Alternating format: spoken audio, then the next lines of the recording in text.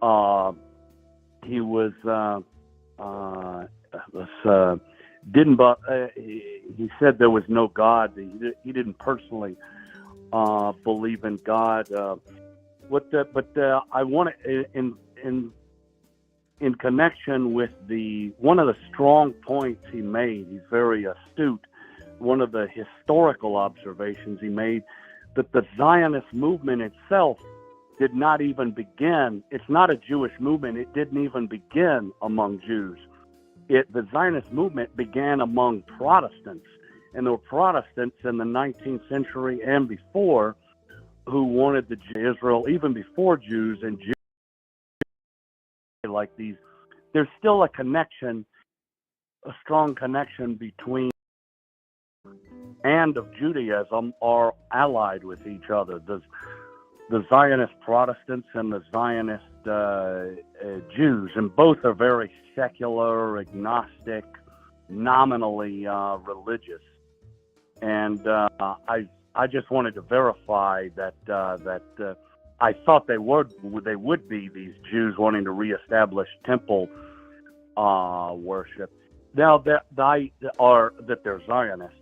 I do think I got a book. I haven't had time to read it yet, but one of the books I got, like when I was getting books like that of Yaakov Shapiro, which is outstanding, The Empty Wagon, and there are some converts of Zionism has begun to make over the past century made inroads into religious Jews. So there are some religious Jews that are pro-Zionist. The real hardcore anti-Zionist, the ones most representative of traditional Judaism are, I forgot the name of the dynasty, is these ones in New York that are, I was very impressed with them. They are separate people. I mean, the way they dress and the way they live their lives.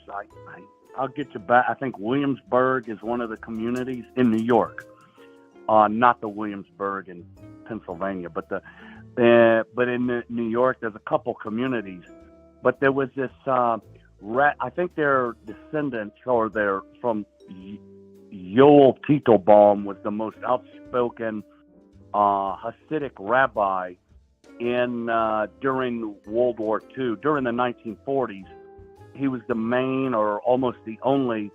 There were a lot that agreed with him, rabbis, but they weren't as vocal as him, that were anti-Zionist. And he was outspoken against Zionism and the erection of the State of Israel in 1948. And his communities are in. He migrated to the United States, and he wrote a big book. It's never been fully translated into English. I don't have this material before me. I'm just going off of memory, so I don't remember the title of it. Dennis, But I don't know what you said, but Dennis, I don't know what you said, but my streams died. All my streams are dead. I've been kicked off the internet. Oh, do you want me to call back later, or do you want me to stay on the line? What do you want? I'm not sure. Nobody's listening to you right now? I'm not sure, to be honest. I'm trying to figure out if anybody... YouTube died. Still going... Oh, okay. Still going on Rockfin.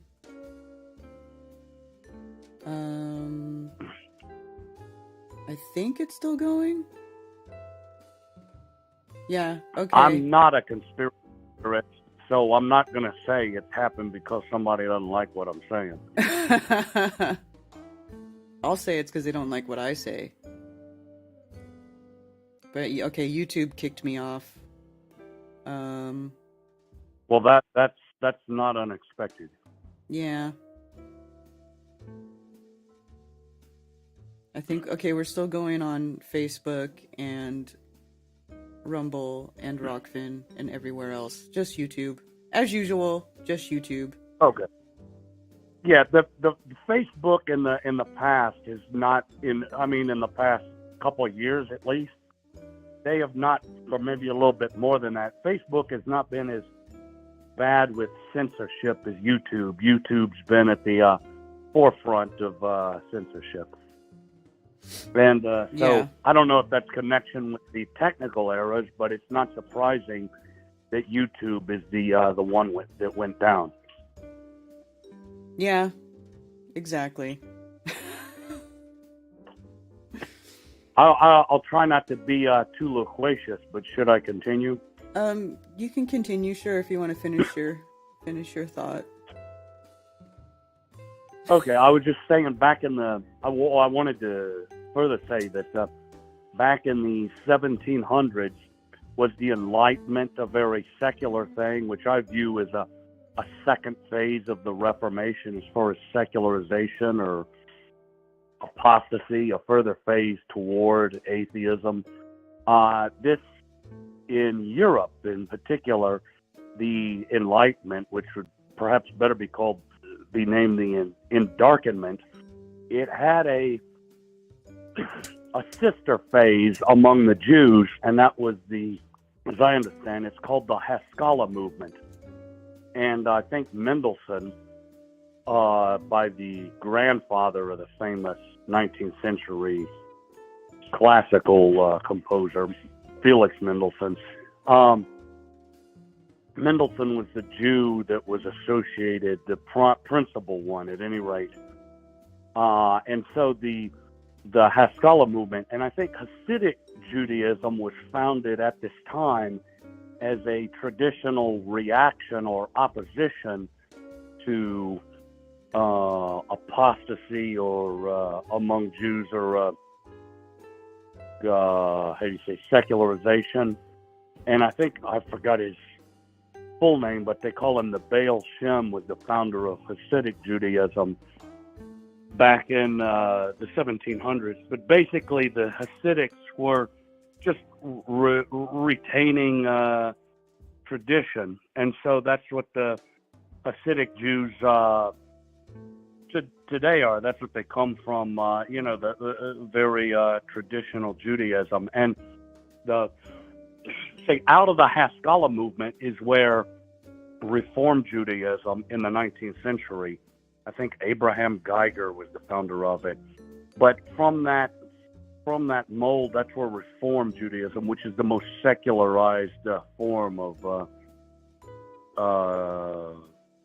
quote-unquote religious Judaism, is Reform, but also conservative Judaism, which is also not Orthodox. It's just slightly more religious than Reform. But both Reform and conservative Judaism, both of those came out of the Haskalah movement. Haskalah movement originated in the 1700s. Reform and conservative Judaism came out of that in the 1800s, and the Zionist movement came out of Reform Judaism, heavily influenced by Protestants. Theodor Herzl, the official founder of the Zionist movement in 1897, he came out of Reform Judaism. And so these Hasidic Jews were all against that. But in the 20th century, and they were traditionally against Zionism, but in the 20th century, the Zionist movement has made inroads among Hasidic Jews. So there's some groups there are a few groups that were historically Hasidic, which were converted to Zionism, and some which are still against it. These groups associated with like Rabbi Yoel Teitelbaum are anti-Zionist for sure, but there are, I think, throughout the United States and elsewhere, I didn't read this. I got a book recently, among the ones that I got, kind of completed the fold. It talked about different groups of religious Jews, and it showed which ones, it explored which ones are Zionist, which ones were converted by the Zionist movement, and which ones stayed firm. And I haven't read that whole book, but a big takeaway at a glance is that the Chabad Lubavitch synagogues throughout the United States and elsewhere, those still practice traditional Judaism, but they're Zionist and they support Israel. So those are like religious Jews that are Zionist and they support Israel. I guess it's kind of analogous to Orthodox, who are called Uniats. They have them especially in Ukraine, which are they still practice Orthodox services. They're called Eastern Catholics, but they recognize the Pope and they pay their dues and all to the papacy. So they're under they sold out. They're with the Catholic Church, but they have permission from the Catholics to still practice the Eastern rites. But I don't know, it's just an analogy. Same kind of deal. But anyway, yeah, those the Chabad Lubavitch, nice people, but for the most part, I'd say. But they're I mean, in my limited experiences with them, but they are openly pro-Zion, openly support Israel. That's unfortunate that they departed from that. But these groups, I'll post the books later on. Just a couple of them. These groups associated historically with Rabbi Yoel Teitelbaum, and they're among the most anti-Zionist Jews you'll find anywhere. And I noticed these two communities in New York, I think they're his, technically not his grandsons or sons rule them, his nephews. But anyway, they are, I just noticed it was just an interesting trivia point. I think it's connected with their philosophy. Yeah, if I'm not mistaken, the communities they're at are number one in the United States of any town, community, or incorporated community anywhere in the United States. They are rated the number one poorest in the anywhere in the United States. You know, receiving food stamps, all of this, large percentage of the population. I think the leadership deliberately made that not a priority, selling out for money, but they keep their traditions more than any Jews around. I also noticed one thing, and Rabbi Teitelbaum, I said he wrote a book, only excerpts of it here and there have been translated into English, but he wrote in the 1950s what is considered the definitive book against Zionism in the state of Israel from a Jewish perspective, and that also is in, it's in 3 parts, and one part I remember, I think the second part, the middle part, it concerns the Hebrew language, and he says, similarly, like Orthodox Christians would say, the Hebrew language is from not just centuries, millennia. It's a broken and perverted language which they condemn and do not use. They speak Yiddish, and they teach their children the Yiddish. Most of those communities do not speak Hebrew or English, where it's a revived Hebrew in the state they use in the state of Israel, which these Yiddish Jews, which would consider beyond perverted, just wrong. So that's but there's a biography came out of Yoel Teitelbaum, which is his experiences all through the early part, his significant activity within the Jewish community in the 30s and all, but in World War II and in the founding of Israel in the 50s. I think he died finally in 1979. But a lot of good history in there from the anti-Zionist perspective. Some people may be familiar with the Jewish group called Neturei Karta, which is called Defenders of the City. That's a separate group, but very similar, also anti-Zionist. It's a separate dynasty, I guess, that family or dynasty of Rabbi Yoel Teitelbaum, and Neturei Karta comes from a separate, both Hasidic, but separate families with their own, vast communities. Or anyway, I think just one major, I don't know if it's a major difference. One difference I would call, because they're both they're both essentially the same.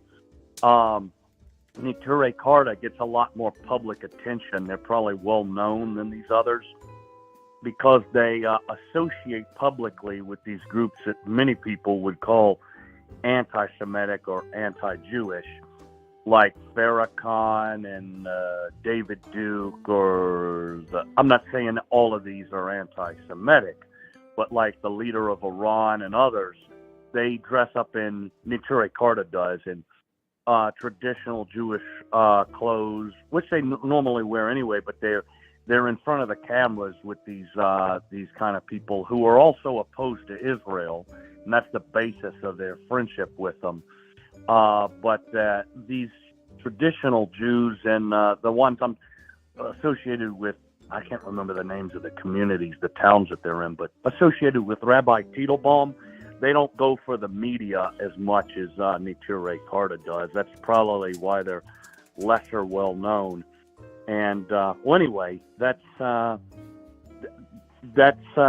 I got. Just the main point I wanted to make about the red heifer. That's an ongoing indication of the continued alliance of apostate evangelicals with the Jewish Zionists, who are apostate or secularized Jews. So yeah, that's all. Sorry, I can't think of anything to say about the eclipse, but that's all I got about the Judaism. I just saw that in the red heifer stuff in that context. All right. Yeah. Have you seen the altar or whatever they've been making over there? No, I haven't. I'll have to check it out. Are you gonna maybe post a link about it or something? Well, I'll see if I can find it.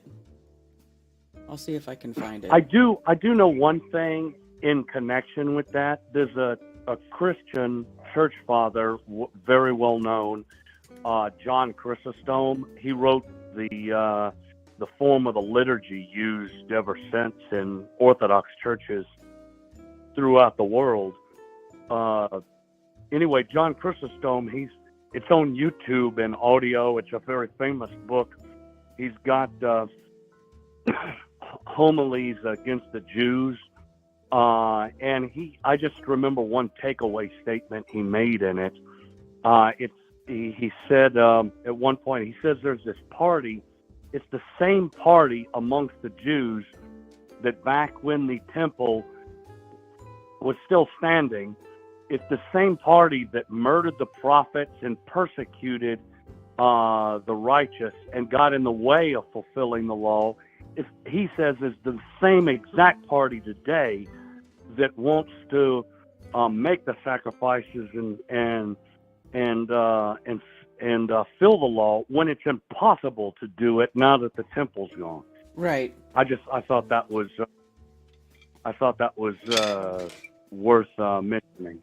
Yes. That's just one quote from a vast, lengthy series of homilies on that subject. But if anybody wanted to check it out, I think, in spite of people call him anti-Semitic and all this rubbish, he's down to earth but very on spot, informative. More than most church fathers, he's got hard information. He's not just wondering, talking, at length. He's studied a lot. He's got lots of consistently spot on information. If you wanted to read one church father that was consistently had spot on relevant information, you could do a lot worse than John Chrysostom. All right. I think that's what Chrysostoms means, like the sword mouth or something like that. Oh, okay. All right. Well, thanks, Dennis. Yep. That's all I got. All right. Take it easy. Hope you do better with YouTube. Well, thank you. Apparently YouTube restarted the stream, so we're back on YouTube. It's a second stream, though. I don't know why they did that, but whatever. Maybe they hate you. Probably. Probably mutual. All right. Thanks, Dennis. All right. We'll see you. All right, I'm going to go refill my coffee. I'll be back in 2 shakes of a lamb's tail.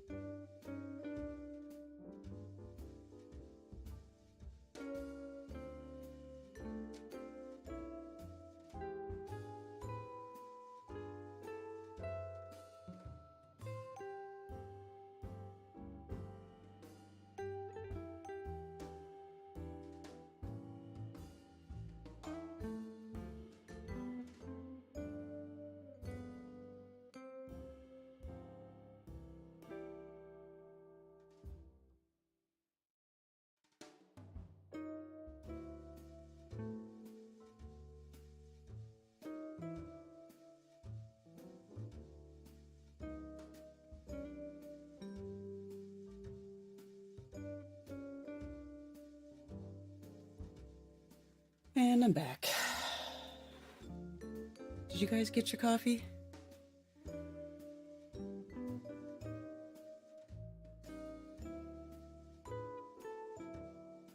John Chrysostom is an amazing read, as is St. Basil and other early church fathers and saints, says Emilio Man. Hi, that flat fellow. Good to see you. Yeah. Oh, Tommy, call in. Haven't talked to you for a long time.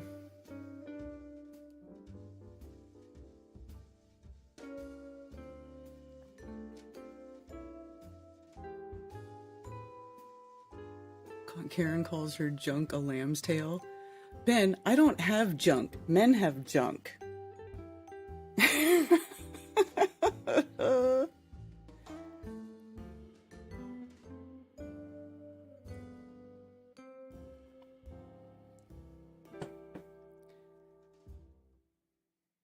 The test is, which side are you? Pay attention, it's going to be a test. What's going to be a test? I want to play this video about the altar thing. It is InfoWars, but... A massive altar already awaits, where the heifers are to be burned. According to some believers, the ceremony needs to be performed right here on the Mount of Olives, looking directly into where the temple once stood. But something else now stands in its place. The Dome of the Rock and Al-Aqsa Mosque. While other networks lie to you about what's happening now. You now have CBS News putting out full-fledged reports. The full report is 5 minutes long from CBS News, entitled "The Unlikely Role Red Cows Play in War Between Israel and Hamas," where they're talking about the ancient prophecy that a red heifer will be sacrificed to inaugurate the building of the third temple. Okay, so what I want to watch this video. This is the one I wanted to watch. Sorry, my bad. The Israeli operation to root out Hamas terrorists there has resulted in the deaths of 30,000 Palestinians and 242 Israeli soldiers. The war started after Hamas attacked Israel on October 7th, 30,000, killing almost 1,200 people and taking nearly 230 hostage, some still in captivity. Despite the deadly outcome across the region, one trigger for the Hamas rampage has been widely overlooked. Chris Livesey has the story from Jerusalem. The infamous October 7 massacre that sparked a war. But one confounding yet eye-opening motive has escaped the headlines. In a recent speech, a Hamas spokesman blamed the Jews for bringing red cows to the Holy Land. The cows he's talking about at a secure, undisclosed location are these, red heifers, to be precise. Some Jews and Christians believe they're the key to rebuilding the historic Jewish temple in Jerusalem and to beckoning the Messiah. To understand, you have to go back nearly 2,000 years when the ancient Romans destroyed the last temple in the city. To rebuild it, these believers point to the Bible's book of Numbers. It commands the Israelites to sacrifice a red heifer without defect or blemish, and that has never been under a yoke. Only then can the temple rise again. Caring for them on an Israeli settlement in the West Bank is Yitzhak Mamo. So we have here, after a long research, we find in Texas. In Texas? Yeah, Texas, United States of America. Texas Red Angus, flying them 7,000 miles to Israel. This is not a publicity stunt. What do you mean? Meaning, this is something you take very seriously. Harry Potter is a good story. The Bible is not story. The Bible is a way of God to lead us. A massive altar already awaits, where the heifers are to be burned. According to some believers, the ceremony needs to be performed right here on the Mount of Olives, looking directly into where the temple once stood. But something else now stands in its place. The Dome of the Rock and Al-Aqsa Mosque, among the holiest sites in Islam. Today, only Muslims are allowed inside, but that's not stopping Jewish activists outside. Once you got, you started here. 6 days a week, Melissa Jane Kronfeld leads groups from around the world who defiantly pray, as close as armed guards permit. It's not about the destruction of Islamic holy sites. It is about preserving this place and being guardians over the house of God for all people. So you're happy with it where it is? No, it's going to go 100%, but I believe it's going to go. It's 100%. Yeah, the whole thing is going to go. We have to build a temple. When you say that Dome of the Rock has to go, MJ, it's hard for me to imagine something more incendiary. Well, let me ask you something. The Middle East seems pretty destabilized right now, and the war, if I'm not mistaken, is already here. To be clear, hers is a dream not shared by the Israeli government or by the vast majority of Israelis and Jews, but it's been enough to incite numerous Islamist groups. Hamas has dubbed its October 7 assault on Israel the Al-Aqsa Wave and has the Dome of the Rock on its emblem. But this is sacred ground to billions of Muslims globally, not just Hamas terrorists, stresses Imam Mustafa Abu Sway of Al-Aqsa Mosque. Al-Aqsa Mosque belongs to all Muslims. So you'll find reaction from Indonesia to Toronto to New York. That's really given. Al-Aqsa Mosque belongs to all Muslims, and the Muslims today are 2 billion people. Simply by performing these acts, are these Jewish activists kicking a hornet's nest? They are. A hornet's nest they're kicking all the way to Capitol Hill. So good to see you here in the nation's capital. Those sacred cows were showcased in Washington at a recent prayer gathering. Many evangelicals believe these red heifers will usher Christ's second coming. We need the Messiah to come, right? So for me, the red heifer, it's red for the blood of Jesus Christ. Back in the West Bank, Mamo says the ceremony could take place any day. But can you understand why Hamas could be outraged by something like this? I cannot understand that even if they are right, why they have to slaughter and rape people to win their war. Terrorists have been attacking us before we ever dreamed of these cows, he reflects. They don't need them as an excuse to kill. For CBS Saturday God. Morning, Chris Livesay, Jerusalem. But you We're know, gonna begin with a anybody pile-up, a who knows convergence the of big money and history big of the legal area, problems. shut up. Anybody who knows the history of the area knows that the real truth about Gaza and how it's for 75 years the law of return, the settlers, all that stuff. What hung up? Damn it.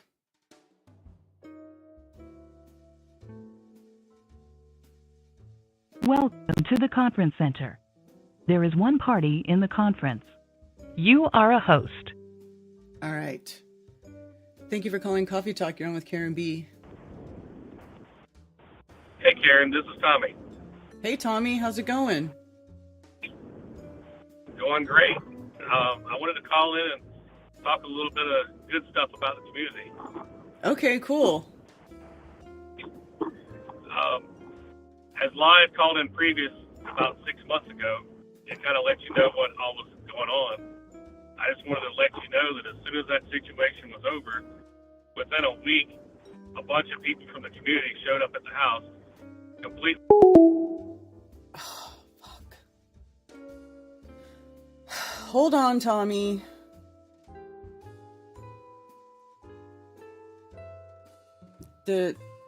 Welcome to the conference center. The powers that be there are fucking two with me.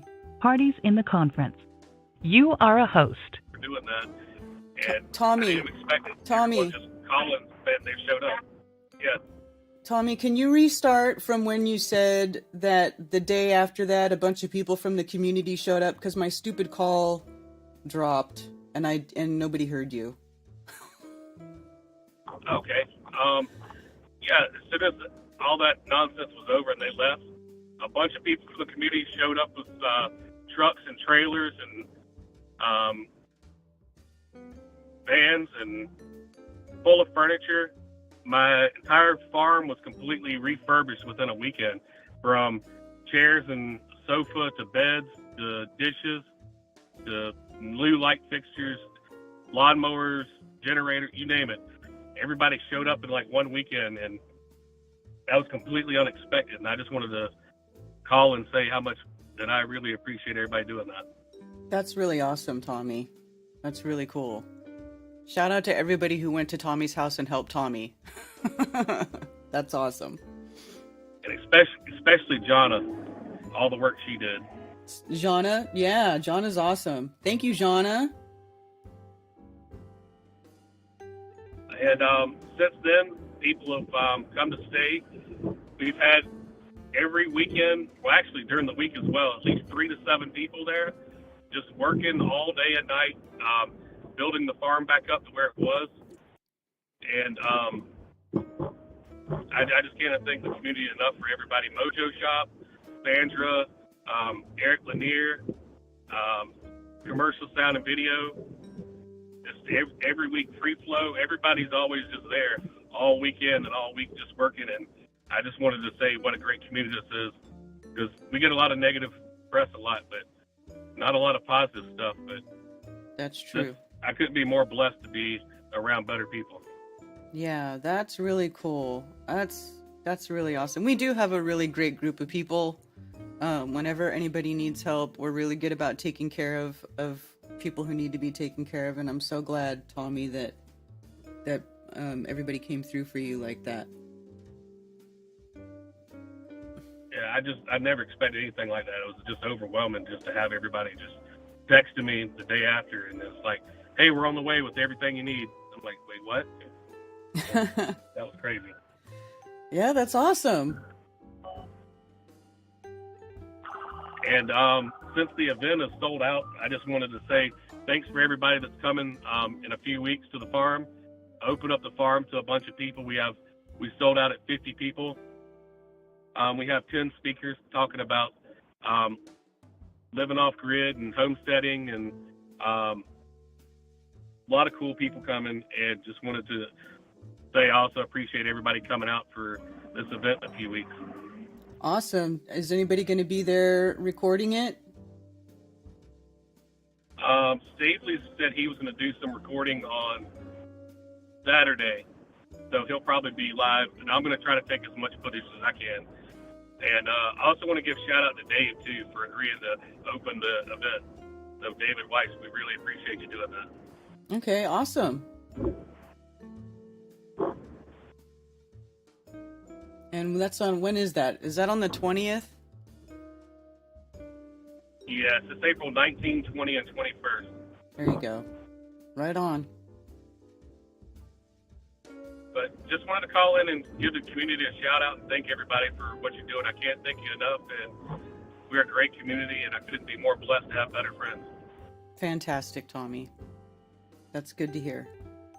So let me get back to work, and I appreciate your show. I always listen to it back on playback at night, but thank you for what you do, Karen. All right, Tommy. Thank you. Take care. Thank you. Have a good day. Right on, you guys. Our people are awesome. It makes me happy to hear that you guys went and took care of Tommy like that, because maybe you guys, I don't know how many people know this story, but Tommy helped out this person in the community who ended up taking advantage of him and screwing him over, and just turned out to be like one of the most horrid people on the face of the plane. And they trashed his house. So good riddance to those bottom feeders, and thank you to all of our beautiful FE people for going and helping out Tommy get back to where he was. For making Tommy whole again, really is what it is, right?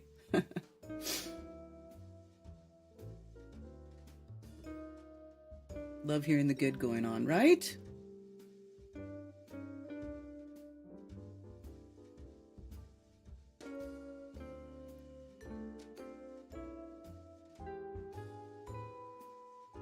What are you guys saying? Oh yeah, probably because I was watching this video earlier. So yeah. So there is this whole thing with them they want to bring back the Messiah, right? Which is where I was talking earlier, or like the last few weeks, I started talking about the homunculus thing, like the Jews and the tunnels and the whole thing with, I think they could be trying to bring back the Messiah through a homunculus, through some sort of alchemical homunculus form. I know that sounds crazy. I know it sounds ridiculous. It is just a thought I had, that things keep coming across my path that sort of back that up. And would anybody be surprised? Oh, here's the other thing too. Going deeper into that whole Full Metal Alchemist series that I've been watching with Ted, they need human blood to create a philosopher's stone, which is what is the life force behind these homunculi. So with the kidnapping and the sex trafficking and all the horrible stuff that we know that goes on, the blood rituals, the spirit cooking, is it so far-fetched to think that these people believe that they can bring back the Messiah by doing these horrible things? With this dark black magic? I mean, you know, they literally distributed a poison, you know what, to the entire world. Like, if that isn't psychopath, knowing exactly what it would do. Like, if you look at the Pfizer docs, or any of this stuff, like, they knew, anybody who if you spend an afternoon researching these things, they knew exactly what those things did. They knew exactly what the side effects would be. They knew exactly what they were doing, and they told everyone they had to get it if they wanted to have their normal lives back. That is some evil, diabolical, crazy, dark shit. Okay? Crazy dark shit.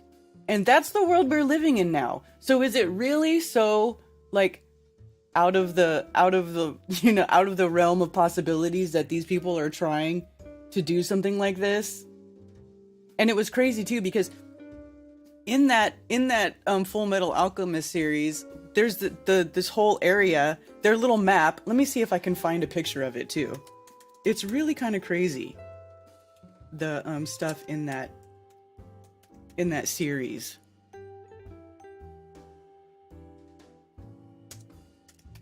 Let me see if it'll show the full... Here, check this out. This is the Full Metal Alchemist realm. Is this not crazy? What does this look like to you?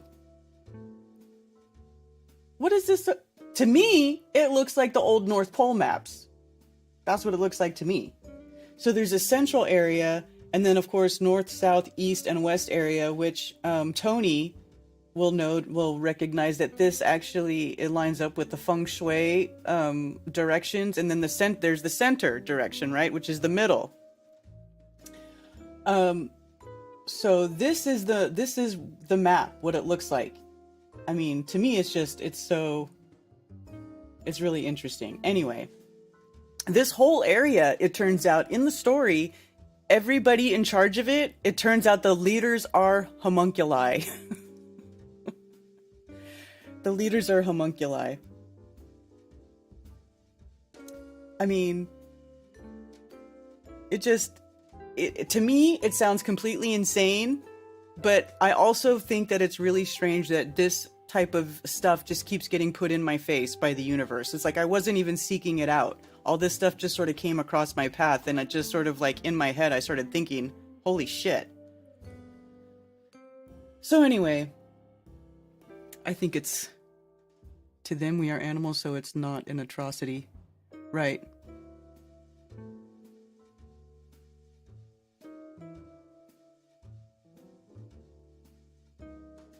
They're gonna need a messiah, yeah.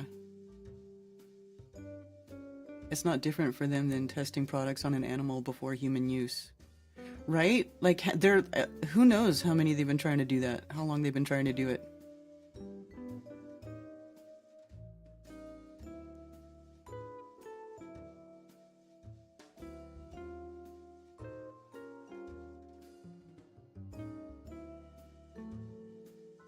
Well, according to all our myths, so are all of us.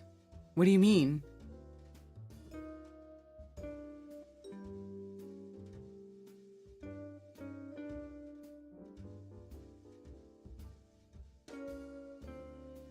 According to all our myths, so are all of us?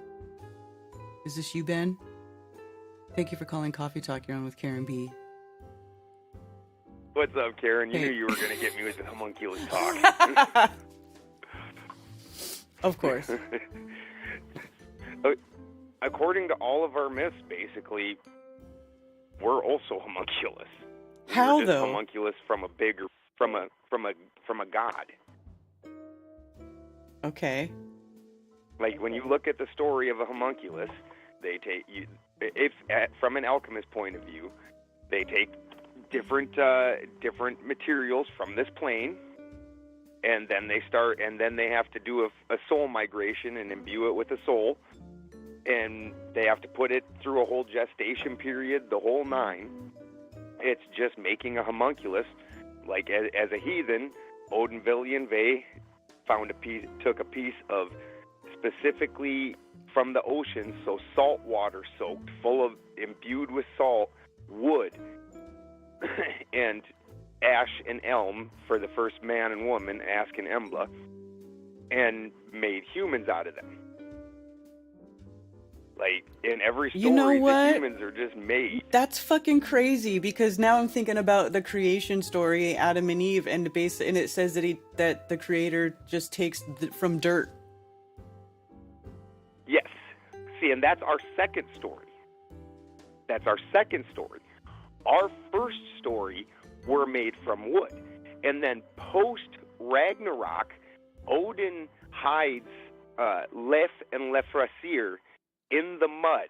And after the earth burns and then is washed with water, that's when Lef and Lefrasir come back and repopulate the earth, which for me is just spontaneous generation at its finest. And once your DNA is in the soil, when the conditions are right, you will appear again. When you look at Arizona, which spent, our entire recorded history as a horrible desert, and they've been in a drought for years. Well, then the last 5 years, they've had all kinds of water. Large colonies of complex life just appeared. it didn't start out as an egg. It didn't start out as one chicken. I mean, it's not chickens and eggs, but the idea with the crabs and different other kinds of life that they're finding entire giant developed colonies that just appeared out of nowhere. This is spontaneous generation, and once your DNA, your mark, is left in the soil, when the conditions are correct, you will come back. That's crazy. That's making me think of so many things. It's making me think of like... Yeah, this is a hot subject. This is such good stuff. Well, you And know how like they'll taking- have pictures of people from history and they'll look just like people who are alive today? Yes. But, I have the same attitudes and act the same and have the same skill sets. Well, I don't know if it's that. I don't know if they're that similar, but that just trips me out to think about. It makes me wonder if like people always talk about clones, it's a cloning labs. I don't think it's clones. I think it's homunculi. Yep. And everybody's calling it clones. 100%. But I don't think that's it. Because if it was a true... Because here's the thing with a clone. You would have to have a whole another soul. There's still a soul migration going there. Right. You're literally still just taking and building a body. Because even though it's a the clone of you, sentient it's part. not you. The part where you... the sentience, right? I mean, yeah. the basic concept, right? Mhm. It's still not you. It would have a different soul, so that soul would... Because that's the trickiest part of the whole thing, is getting a complex soul. Like getting a simple soul, that's fairly easy, and then that's where bees come in, where all these different secret societies talk about bees. Mhm. And I believe that it's not just bees. I think it's all the... So just depending on what your host material is, and depending on which animals you're choosing, they like to choose bees, and it's always these colony type animals. So with a bee, you can take and give it a simple soul and evolve it into a complex soul. A bee, for whatever reason, these colony type animals, I think it is, because I think you can do it with an ant also. That's where you can make the jump into a complex soul. And because you need a complex soul for homunculi. Right.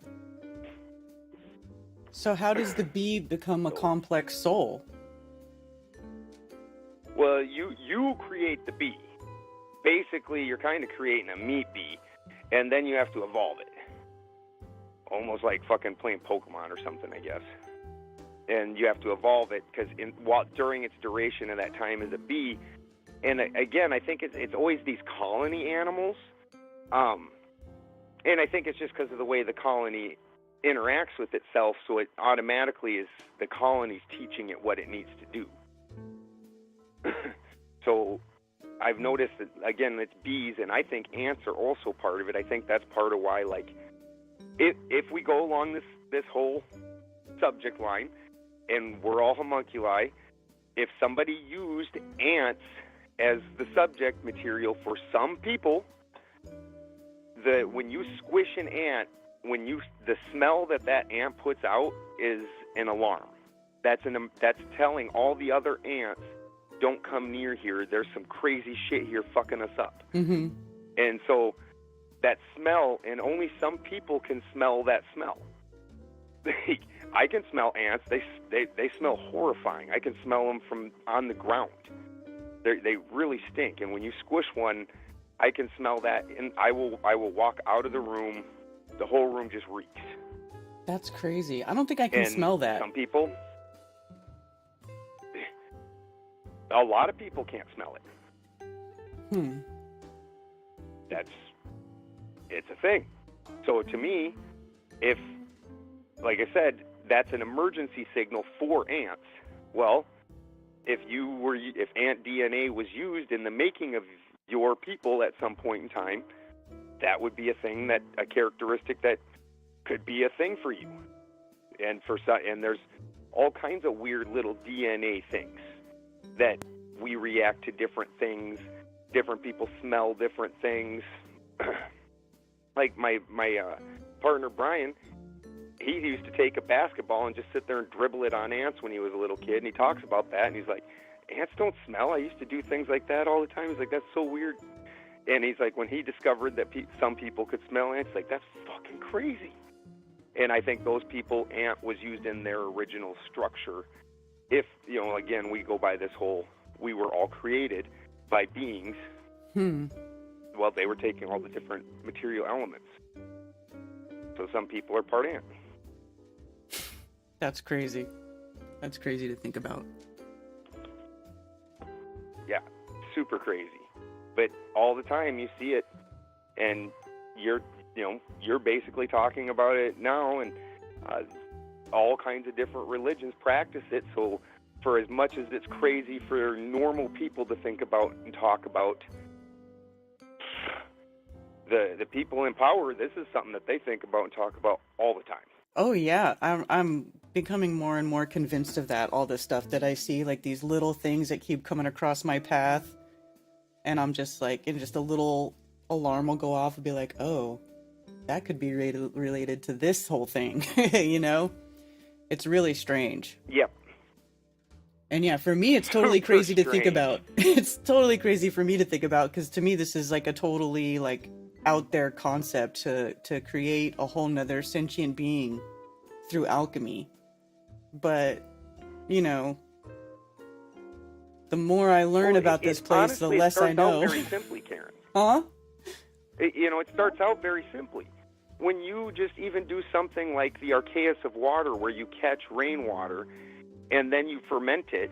This is one of the reasons I'm not all into that whole Morgellons thing, because for centuries and centuries, alchemists have been catching rainwater, fermenting it, and then watching the life biome that forms inside of that, and the more complex life biome that then forms and feeds off of the previous biome, and it just keeps doing that in this cycle. When all these different life forms will develop and start eating the other life forms, it's absolutely amazing. You start getting a very God, not the original creator God, but you get a very similar feeling where you're basically going through these same motions. Well, then at some point in time, is it that odd to think that you should be able to control it? Why should I just make weird little things that eat each other? Shouldn't I, if I can make those things and control this whole system, well, can't I make it a little better so I make some things that aren't just mindless and don't just run around eating each other, and start doing something that serves a purpose? Mm-hmm. How's that weird? Yeah. True. I mean, and then of course we are told all the time in scripture that we are made in the image of the Creator. So. Yep. And then everybody can accept the fact that they are co-creators, but creators too. Exactly. And honestly, we're the most perfect things, and if you wanted to make something very powerful and strong that would be very useful and helpful, you would make it similar to you. I mean, goats are only of limited use. Cows are of limited use. If I had a bunch of little humans that are at least close to a human, imagine what you can accomplish. Now we're looking, and this is how slavery happens and other things, because again, this is where this whole thing started. This is where that sect of Jews looks at other people as basically, we're lesser than them. Right. We're just these little weird creatures that are there to do some work for them. Yeah. That's wild, man. It's wild. Yeah. Always a fascinating subject. Thanks for bringing it up. We love you, Karen. Yeah, love you too. Yeah, so we'll stop weirding everybody out later. All right, bye. Yeah, it's kind of crazy. But, actually, when I first got into Flat Earth,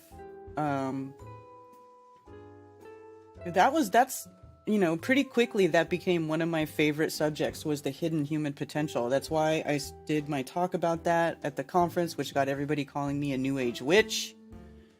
But, like Ben said, I have to agree that we're like the biggest, baddest thing in the realm, right? We're the most powerful. So, we're not sitting here running around scared from another being that's higher above us, right? We only have to worry about other humans or other people doing bad stuff. And I think that's why everything is such a mind F. Everything is such a mind F because the only way that you can hinder such a powerful being is for you to convince that being that they have no power, or to convince them that they are not who they say they are, right? Because it's become pretty clear, and there's a lot of people who are starting to do it now. Once you start to recognize who you really are and your place in this realm, and what the whole, if you're able to zoom out and like back up and get a big picture of the stuff that's going on here, and you realize, well, I have all the power, right? Like, we have all the power. We just have to own it. We have to walk into it. We have to, mature into it, because we've been so dumbed down and just programmed to be dependent on the state, to be not self-dependent, to not, take self-responsibility, to not try to better ourselves. It's all about letting technology do something for you, or letting somebody else, let the robot do something for you. That's what I'm saying, man. Technology just makes everybody like dumb and lazy. You want to get rich? Invent something that makes people lazier, that can enable lazy people. That's how you get rich. Homunculus is trending AF. It's in the ether, right? It's in the ether. Like, I've noticed that too over the years. And I don't know how many of you have been around long enough to pay attention, but if you look, like, over the years, certain subjects will kind of bloom across different creators at the same time-ish, and they're not necessarily talking to each other. So, and that goes back to, us uploading and downloading information constantly from the ether, right, through your heart field. So I feel like that if that energy is in the ether, if that information is in the ether, if there are those who are actually trying to create a homunculus who will be seen as the Messiah, because that was the other thing about these homunculi that they were making in this cartoon. I mean, I know it's just an anime cartoon, but the subject matter, I feel, is very relevant. The thing about these homunculi that had the Philosopher's Stone in them, they were like almost impossible to be killed. Like, they'd be blown up, and if you just had a little bit of matter left and that stone is still intact, the whole homunculus will reappear. It'll come back. It'll reform. Almost immortal, right? They were able to kill them certain ways, but it was extremely hard. So imagine if a homunculi was created that had regeneration powers, right? And people tried to blow this homunculus up, and then it came back and was like, but I'm the Messiah. I mean, how many people would just fall for that shit? Like, hook, line, and sinker. They'd be like, worship, right?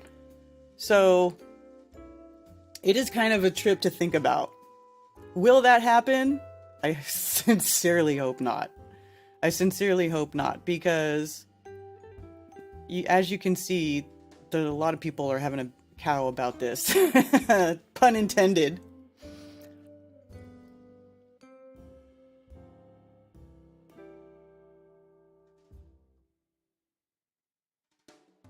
Law of one. When you realize your skill and greatness and knowledge and power, swim out to the middle of the ocean and realize truth of what you are.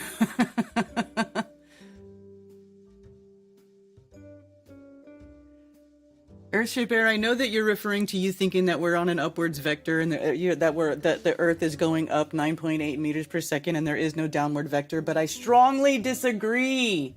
You're just describing the effects of what we see in a different way. Either things are being drawn down by the electrostatics, which makes more sense because it is demonstrable and repeatable, whereas you guys can never, ever, ever prove that Earth is moving upwards. But we can demonstrate the same effects with electrostatics all day, every day. So there you go. X-Men have absolutely noticed and experienced receiving information from the ether. Yeah! Turning forks, electroculture, orgonite, shungite, shilajit, astral projection, remote viewing, all came in waves like that. Yes. Also, certain frequencies will trigger. I was actually watching some Dan Winter last night. Anybody familiar with Dan Winter? You can search Dan Winter on YouTube. He believes we live on a globe in space, and he believes in space travel and all that. But he does do a lot of interesting research with the vortexes and energy and implosion and all that stuff. Lucid dreaming. Seeing with your eyes closed and all that kind of stuff, like really tapping into the potential of your third eye. So, all that stuff. So if you meditate, crystals are another way. If you wear crystals, quartz is an amplifier. Crystals can help you download information from the ether. Tuning forks. I got tons of tuning forks here. These are great.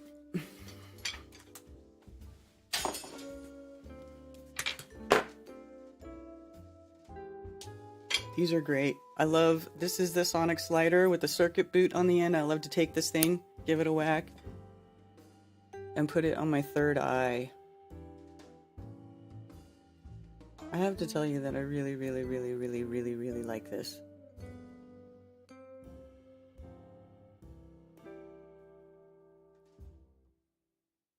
Don't follow me, I'm lost too. That's funny. I used to say that. That stuff is real. Including homunculus.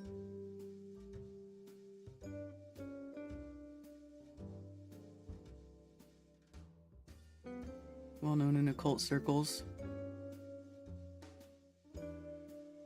And crystal effects are demonstrable. Well, what do you mean? What kind of crystal effects? I mean, I can't demonstrate to you that, if I meditate with a crystal, that it does certain things, I know it does because I experience it. You have to try it. There are certain crystal effects that are absolutely demonstrable, but I don't know which ones you're directly referring to.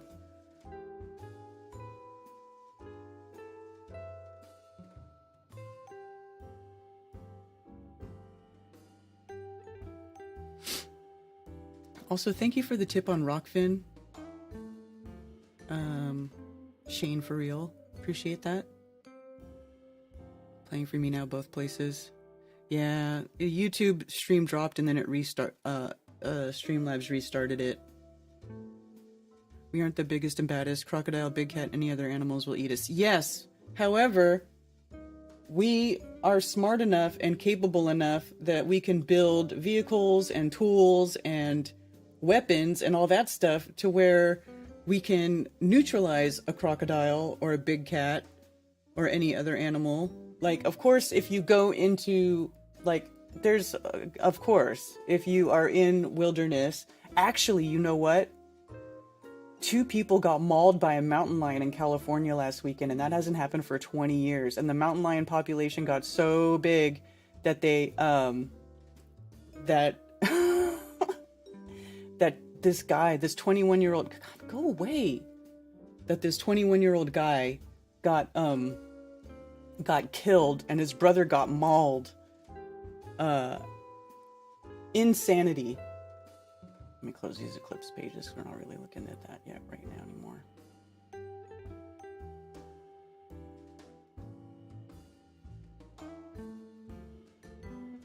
Prophecy of the Red Heifer explained. Should I play this?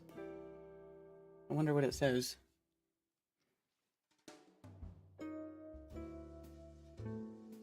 If you're asking if the Judy Hall shit is real, then no, most that isn't demonstrable and is nonsense.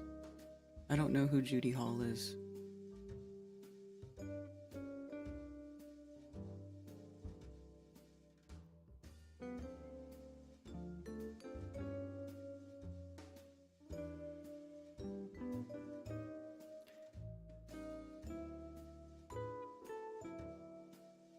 Mountain lions are scary AF.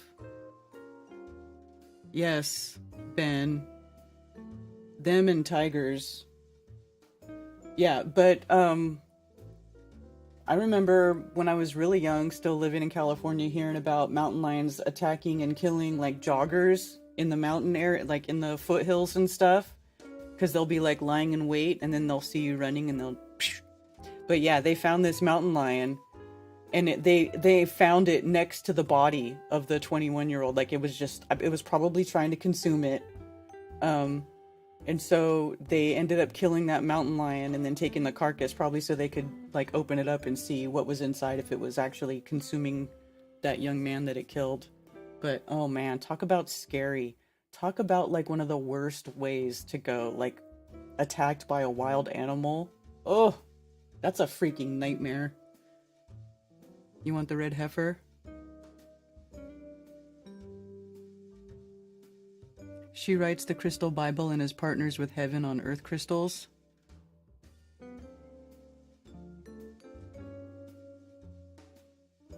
I know, I've never even heard of her.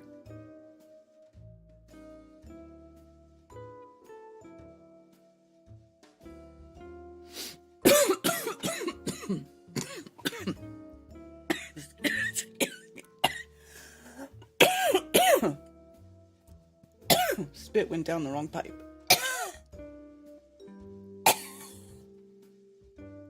All right, let's watch According to the Mosaic law, burning the ashes of a red heifer is a mandatory act for beginning the temple offering to God. The ashes of the red heifer is a key element in a biblically mandated purification ritual. These ashes are required for purification in a range of situations, including contact with dead bodies. Numbers chapter 19. Now, with all the bloodshed on the Temple Mount down through the centuries, the mount itself must be cleansed before the temple can be built. According to the Torah, Moses prepared the first red heifer, and from that time until the destruction of the temple, only 9 heifers were prepared. There has been no proper red heifer in Israel for the past 2,000 years. The difficulties of finding red heifers anywhere is that they are not only rare, but the animal must meet the requirements as stipulated in the Torah and in the oral Talmud. The 5 main criteria for establishing the proper red heifer for the holy purpose of purification are: it should be completely red with no spot or blemish. Actually, the heifer can have no more than 2 non-red hairs, and the hooves also must be red. It must be a female. Heifers are female. It must never have been used for labor. It must never have been pregnant, and it must be between 3 to 4 years old. In Judaism, this prophecy signals the coming of a time that includes the return of biblical laws of purity, thus allowing for truly holy life. For evangelical Christians, it heralds the end of days, the return of Jesus to earth, and the rapture. This belief has long driven Christian Zionism and Christian lobbying on behalf of Israel. In September 2022, through a joint effort established between a Christian ministry and the Temple Institute in Jerusalem, 5 red heifers from Texas were transported to Jerusalem and now graze at a secure, undisclosed location in the Israeli-occupied West Bank. So, there's something for it. According and the bringing about of the Antichrist. I thought we had the bringing about of the Antichrist. See, that's the thing. I think they want to bring the Antichrist.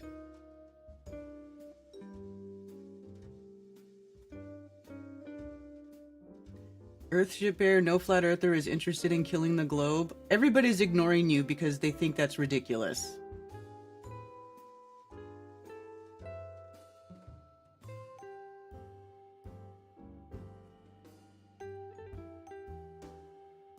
Imagine an animal that can control your mind and make you believe that you're on a spinning ball orbiting the sun and that you can save money on car insurance. That's funny. Oh, I got a call. Thank you for calling Coffee Talk. You're on with Karen B. Oh, hi, Karen. It's Marcus. I called last week, and apparently I got too caught up and I was too yappy. But what I found funny is that about 10 minutes...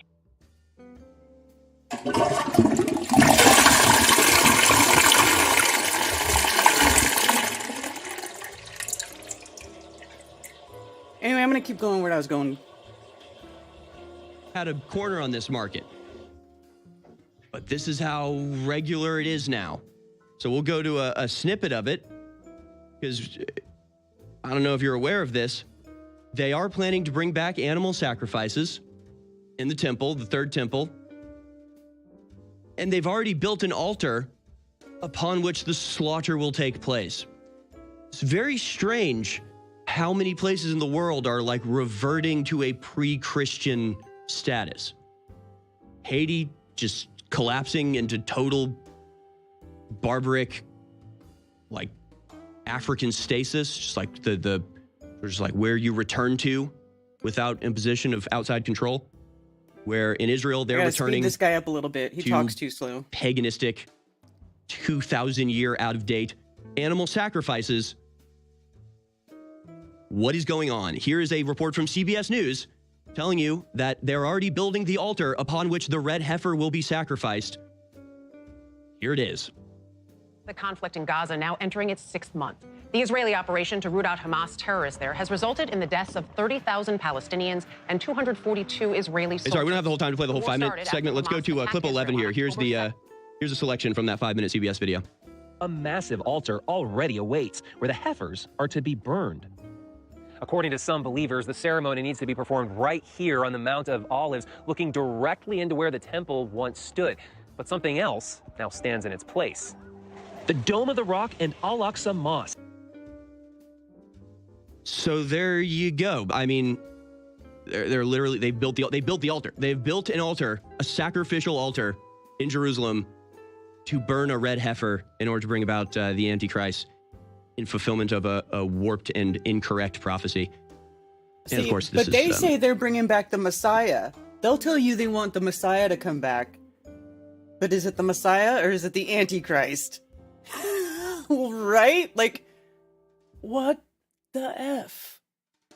Really at the heart of everything going on in Israel and Gaza right now, as the Israelis had plans to basically take over and destroy the Al-Aqsa Mosque. The operation on October 7th was called Al-Aqsa Flood, in an attempt to forestall that eventuality. We told you so. I guess the only thing to say is, like, yeah, the world is being run in accordance with ancient prophecy, and that may have seemed crazy a little while ago, but now it's just a CBS News report. So there you go. The altar is already built. The red heifer already genetically engineered, which I don't think is how prophecies work, but hey, do what you got to do. I don't know if the heifers were like a red heifer will be engineered. Born. And so they're just gene altering. I feel like he's putting that part in there. Did anybody hear anything about the red heifers being genetically engineered? I don't think that's true. Do you guys? I don't think that's true. The Antichrist needs to return before the Messiah can return, so yes. Cows to make a red heifer to fulfill the prophecy. Not how it works. The Kwisatz Haderach. Are we in Dune? Just crazy. Just absolutely crazy. So, Antichrist, we don't know who he is, but he's probably walking around right now. Getting ready. We'll go to your phone calls now. John in Alberta, thanks for calling in. You've got some medical tyranny news to tell us about. What's on your mind, John? Hi, Harrison. Thank you for taking my call. Sure. I'm calling today because I'm in a little bit of a desperate rush to save my own life. Okay. I'm suffering from a tumor in my face, and the doctors here in Canada at the point now where they're literally hiding my records from me. And I'm calling looking for a way to get in touch with a private doctor. I've tried to contact Rebel News about this. I still haven't been contacted back. And this morning I asked Jesus for help in figuring this out. And when I turned you on, I saw that you were taking phone calls. So I decided to call in, and maybe there's a way that the crew could help get me in touch with somebody, or somebody's listening that might want to help. I don't want to hear about you and your tumor, buddy.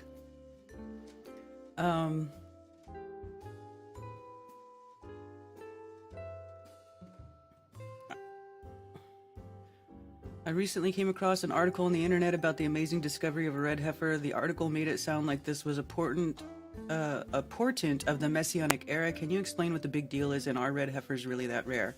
A heifer is simply a fancy name for a young female cow that hasn't yet born a calf, and the red color we're looking for here is not ruby red, but more of a reddish-brown earthy color. In fact, the Hebrew word for red, aduma, is etymologically linked to the word for earth, adamah, which is also the root word for red. So if you're asking how rare red cows are, the answer is not very.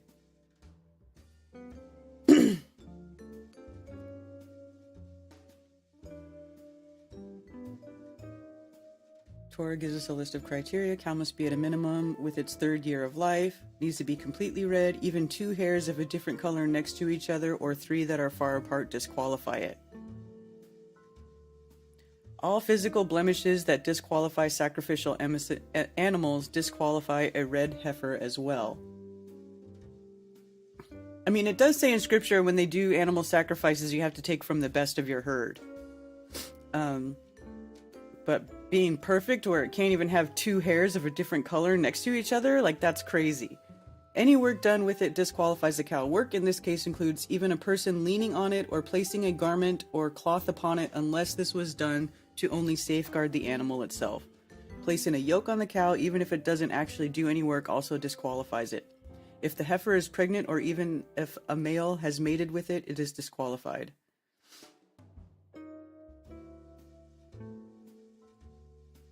There is, however, a common misconception about the rarity of red heifers. 9 red heifers were offered from the time that they were commanded to fulfill this mitzvah until the time when the temple was destroyed a 2nd time. The first was brought by Moses, our teacher. The second was brought by Ezra. 7 others were often offered until the destruction of the 2nd temple, and the 10th will be brought by the king Moshiach. May he speedily be revealed. Amen. So may it be God's will. Some take these words to mean that only 9 qualifying red heifers have ever existed, and the birth of a 10th one will be a sign of redemption. In truth, however, the ashes of a red heifer can last for a very long time, since only a very small amount was needed to be mixed with the purifying waters. So the fact that only 9 were ever used for purification purposes does not mean that only 9 were ever born, just that only 9 were ever needed or used thus far.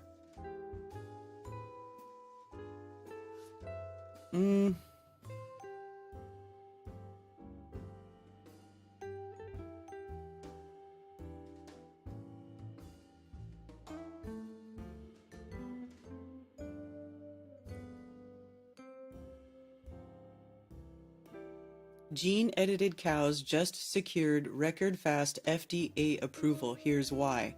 Huh! Old MacDonald had a farm. It was GMO, with an oink and a moo, and that's about it. Though the technology behind genetic modification has been around since the 80s, a lineup of genetically modified food animals has been limited to just one fast-growing fish and hypoallergenic pig. This month, the U.S. Food and Drug Administration gave the first GM bovines 2 slick-coated, heat-tolerant cows a nod. The news met little fanfare, though. The regulatory process that Recombinetics pursued for the gene-edited animals was streamlined compared to what the pioneering salmon and pig went through. The fast-growing, eco-friendly Aqua Advantage salmon, raised in inland takes, was the first GM food animal to win FDA approval in 2015 after a 25-year journey.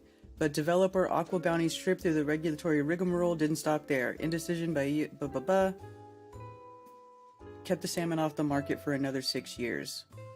Aqua Bounty registered its first commercial sale in 2021. Immediate sellout.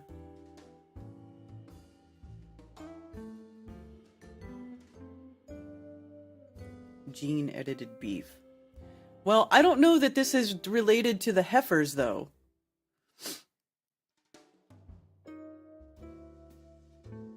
I don't necessarily see anything that says that the cows that were sent to Israel for that were genetically engineered. I cannot confirm or deny. Okay, that's fucked up. We have a great cow. Adumbla.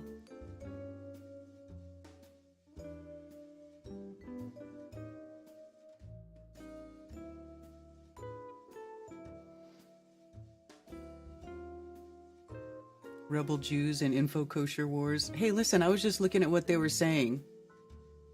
I'm looking at all kinds of sources.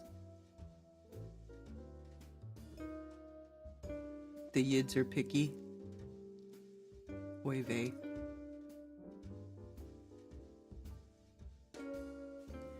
Animal sacrifices became unnecessary when Jesus Christ sacrificed his life for our sins. I haven't got that far in scripture yet, so I'll have to read that part. I've not read that part. Like imperfect humans could create a perfect being. Yeah, how many times have you seen somebody who's really good looking and then their parents are both like, they fell out the ugly tree and hit every branch on the way down, but they're just like amazing looking. That always blew my mind. Or like two really good looking parents having like a not so great looking child. It's like, oh, that's gotta suck.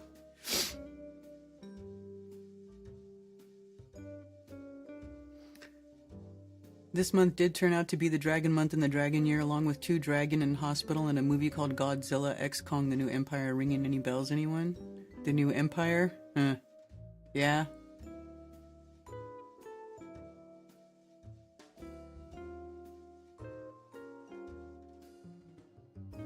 That's me. Ha ha ha, JK.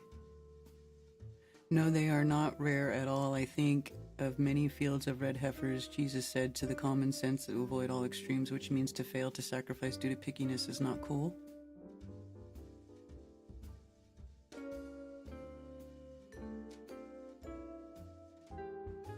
I don't think it would work to make soap out of animals' fat. Couldn't it be symbolic of making oneself clean after sacrificing something in oneself?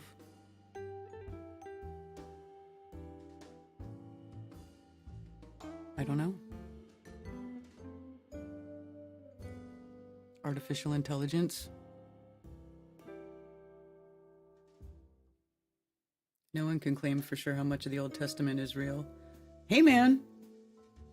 History is extremely difficult to prove. Why do you think all of these people who make up their own bullshit stories about history do so well? Because you can't, it's extremely difficult to go back and look at ruins or decipher, you know, what happened. And the further back it goes, the more convoluted things get. You get different stories from different people.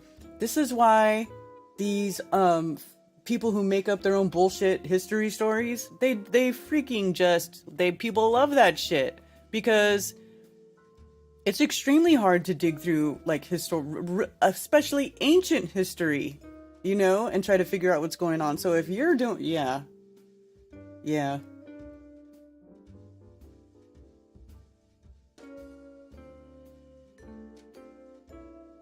Real, literal, yeah, I know what you mean.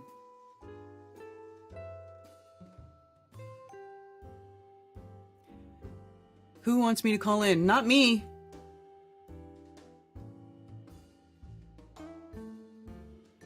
Yeah, exactly. I think Jesus the Messiah was strictly against animal sacrifice. He abolished it, so this cannot be the Jesus the Messiah. It's the other one, I think. They call him Samael?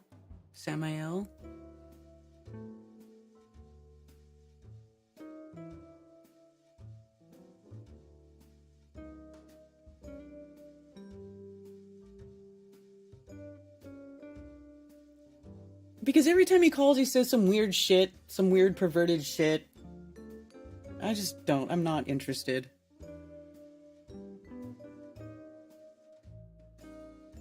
Luckily, Kyle is adopted and is a beautiful white man. That's funny, Zulu. Oh my gosh, that's funny.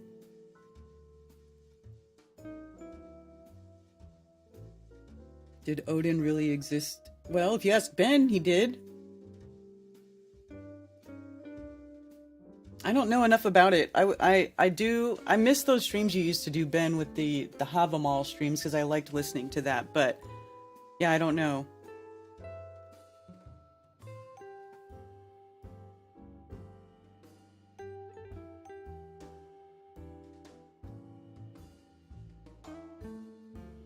Well, the Jews didn't view Jesus as a Messiah. No.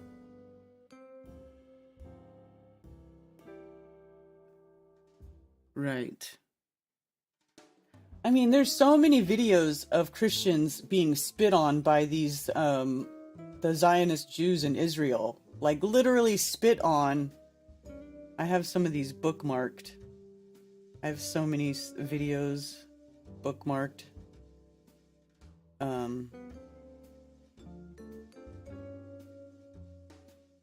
Oh yeah, then there was that whole thing in Russia where allegedly Moscow. Okay, first of all, everybody's going against, or supposedly, you know, this whole thing being a thing now is kind of trippy, and like people are really torn on whether like it's staged or things are they're really trying to do these things. Oh, where was I going? I'm getting caught like a squirrel here. Yeah, so ISIS, right? So then all of a sudden, ISIS shows up and attacks Russia and does this whole massacre thing on this concert hall, blow the freaking thing up, and supposedly it's ISIS, right? And it's like, how dumb? Like, that couldn't be, so that like, right when everybody's trying to get down on Netanyahu for bombing more of Gaza, well, like, why don't we let ISIS go attack somebody? And then we'll get more support. Subversion, trying to foil plots against the state of Israel, political plots and others. You tell the story about how you tried to find out what they call the Mossad when they deal with publicly? I thought it was a reasonable question, but the trouble is you can't pick up the phone book. There's no Langley in Israel that you can look up, CIA, or in our case, the Mossad. We thought we should ask, what shall we call it in English? You can translate the Hebrew words, as I said, Mossad is institute, but when they write a letter to their friends in the CIA or the British intelligence, what do they call themselves? It took a while. It was a matter of asking the Prime Minister's spokesman. The best you could do, because officially the Mossad is under the Prime Minister's office. And I think he sort of wondered why you want to know and all that, so we explained. And he came up with the Israeli Secret Intelligence Service. I mean, if it were to have initials, it would be ISIS. Just simple words like that. Interestingly enough, kind of a British model. I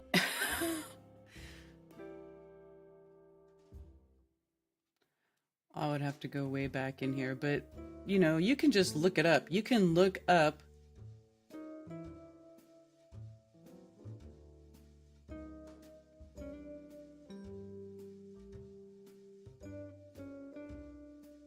oh, this is interesting too. Auschwitz plaque that was updated, that used to say 4 million people suffered and died here at the hands of the Nazi murderers, but now it says it was completely changed, and now it says about 1.5 million. I don't know if this was real though. I've never been there. Cannot confirm or deny. How about this?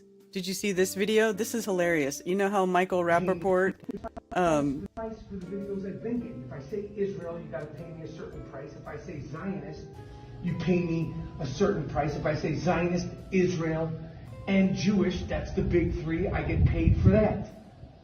Right. Same as always. Yeah, just keep paying me the same thing. Zionist, Israel, Jewish, you pay me. No problem. If I do but what if I do a watermelon emoji and if I say something about fuck Palestine? If I say fuck Palestine on camera, okay, you're gonna give me more. Okay, cool. Fucking film me. Price for the videos I've been getting. If I say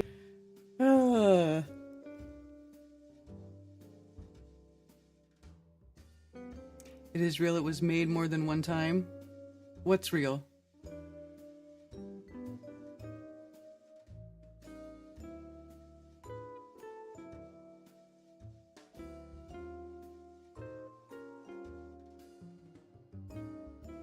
He's just trolling? I don't know.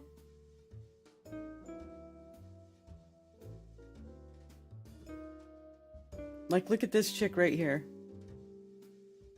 Because the Messianic Jewish Alliance, now there are protests going on here in the Kol, in the heart of Jerusalem, because the Messianic Jewish Alliance is gathered, and believers from all over Israel are gathered in the pavilion to lift up the name of Yeshua. And that's not really welcomed by a lot of people here in Israel. That's not really understood by the ultra-Orthodox community. And we love our Jewish brothers and sisters. We love these people. But the reality is that they don't see Yeshua as the Messiah. A couple years ago, we were here in the same place, and they yelled, Yeshua is dead, and different things in Hebrew. There was tear gas. I'm grateful that tonight there hasn't been any overt violence. People are yelling, people are... And so I just want to ask you,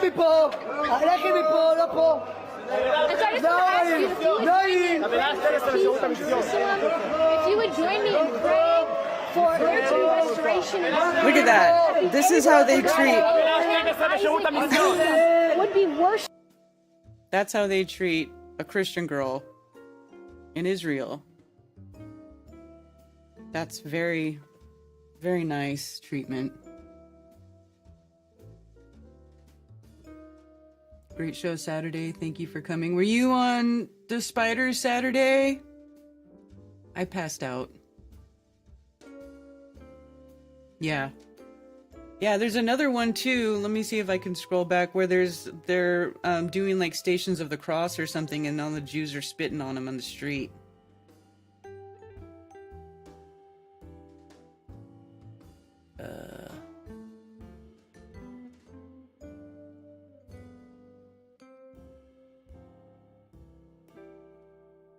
I think I showed you guys, but anyway. Wow, maybe I should start breaking up my bookmarks folder into different sections.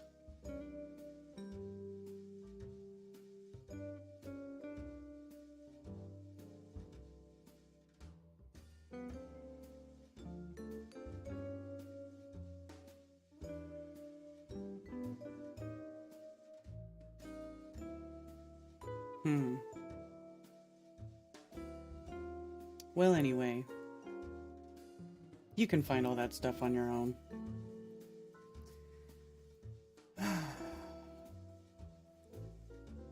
How embarrassing. Beth Martins told me I was really funny on Spiders. I don't remember being funny, but apparently I was. Well, probably because, well, you are funny. Yeah, the moon always looks bigger when it's low on the horizon.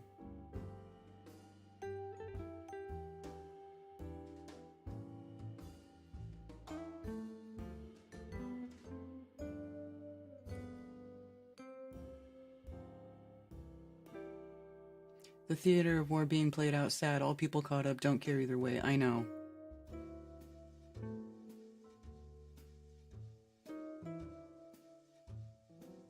Some very old lady smashed into several cars in the public parking lot here. Oh, that's crazy.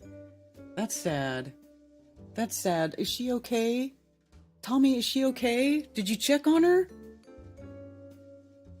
Old people, you know, that's sad because they want to be independent and they want to keep doing stuff, and then they probably shouldn't be driving, and then they get hurt or hurt somebody else. That's okay.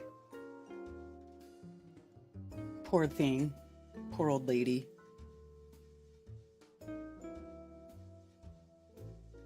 I know, right? Old people are cool.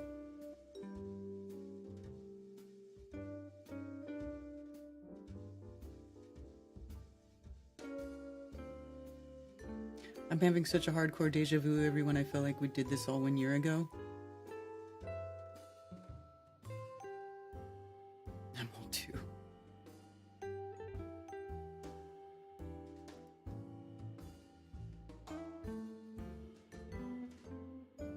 Yeah. Yeah. I saw this yesterday. Let me play this for you guys. This of the New York is Times. supposedly the leader of Iran in '76. Jewish lobby in the United States pulls the strings of the presidency. Not entirely, but I think even a little too much, even for Israel interests. You think the Jewish lobby in the United States is too powerful for the interests of Israel? I think so. Sometimes they are disserving the interests of Israel because they're pushing around too many people. How do you mean pushing around? Well, pressuring, they have many means at their disposal. They are putting up pressure on many, many people. And at the end, I don't think that it will even help Israel. Why, if this is true, why would the President of the United States pay attention to that lobby? They are strong. Strong in what sense? They are controlling many things. Controlling what? Newspapers, medias, Your Majesty. banks, finances, and I'm going to stop there. Well, now wait just a second. You really do believe that the Jewish community in the United States is that powerful? They make the media reflect their view of foreign policy? Mm-hmm. Yes. They do not report, we do not report honestly? Don't mix things, please. I don't say the media. I say in the media they have people. Not the entire media. Some newspapers will only reflect their views, yes. No? The New York Times, for instance, is owned by the Salzburger family, who are Jewish. Are you suggesting that the New York Times is biased in its treatment of the question of Zionism, Israel's existence, the United States' relationship with the Arab world? I will have to put all the articles of the New York Times written on this subject and draw the conclusion. You can put this to the computer and it will answer you. What you're saying is that, yes, you do believe. Well, let's wait for the answer of the computer. Washington Post? The same. The networks? Less.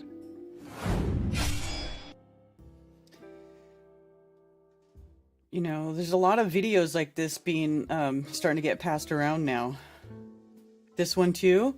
This one, like, man, sometimes I get these videos and I'm like, this is crazy. How do people say, why are people okay saying this stuff on camera? There is such a concept in Jewish law as any population, and under very, very specific circumstances, according to various rabbinic opinions, it would be seemingly permissible to kill children. There is such To a kill concept children. in Jewish law as any population, and under very, very specific circumstances, according to various rabbinic opinions, it would be seemingly permissible to kill children. Right? That's when you start getting into that Talmud stuff. That's not a bastion of truth. Yeah. Yeah.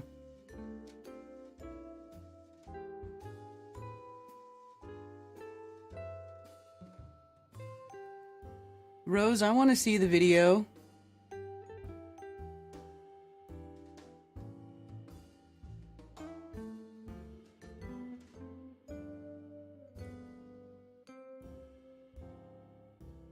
Is it from Crow?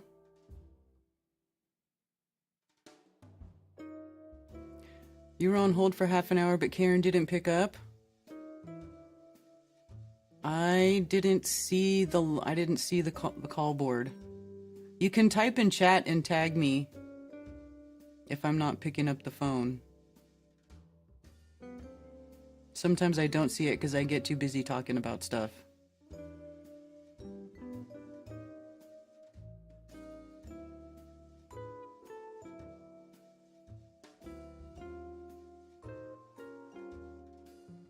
That was a British appointed leader for Iran. That's probably why he said that. I'm gonna stop there. Maybe that's why he tried to censor himself. It said, though, in the video that he was gone after sitting 79.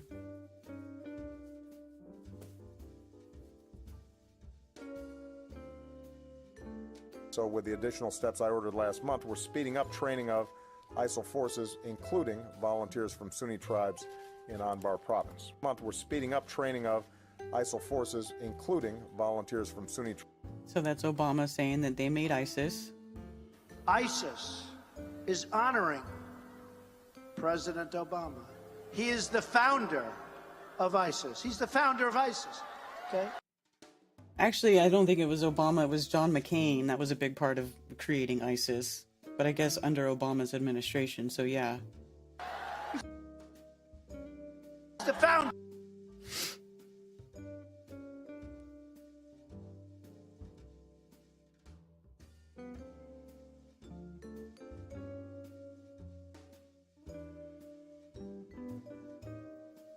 Talmud puts me in a bad mood.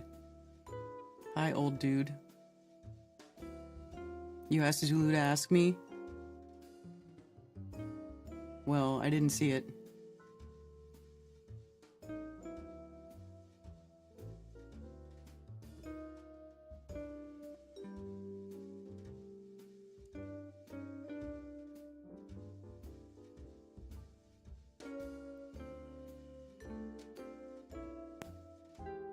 I don't see.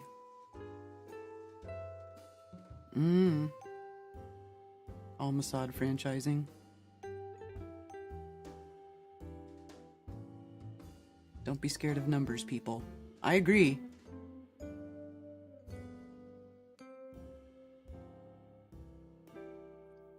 (1984 to 2024). 40 years, huh? 40 years.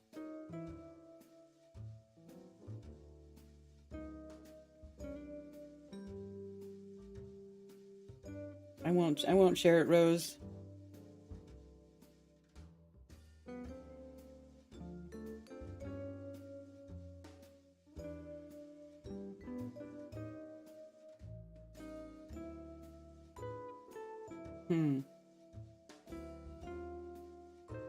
Interesting. Okay, I'm gonna watch it later.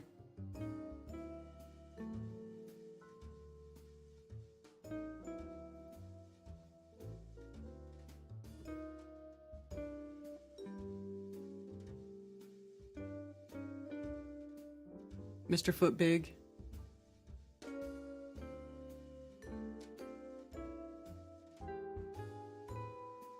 DARPA guy kept saying it's Hasidic during his talk about world domination. What DARPA guy?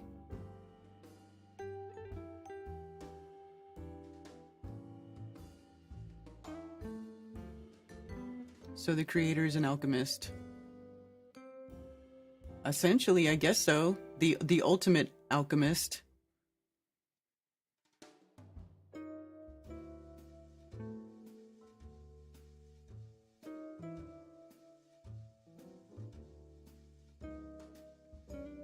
Holy shit, they better not be burning these animals alive. I don't know what they're gonna do. In America, we call that grilling. Right? 3B, Big Buddy Bob? That's what I'm talking about. We call it grilling. I am a carcass cruncher. I'll be crunching some carcasses.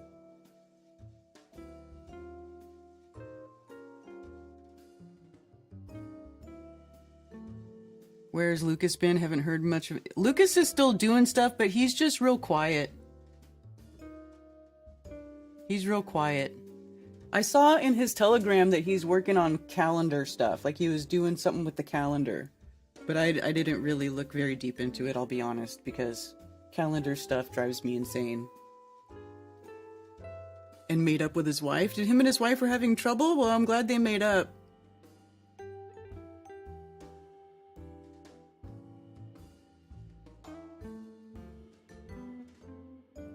Good full moon day, Josh. He's making an app? Yeah, okay, that's what he's doing. It was something with the calendar though, right, Ben?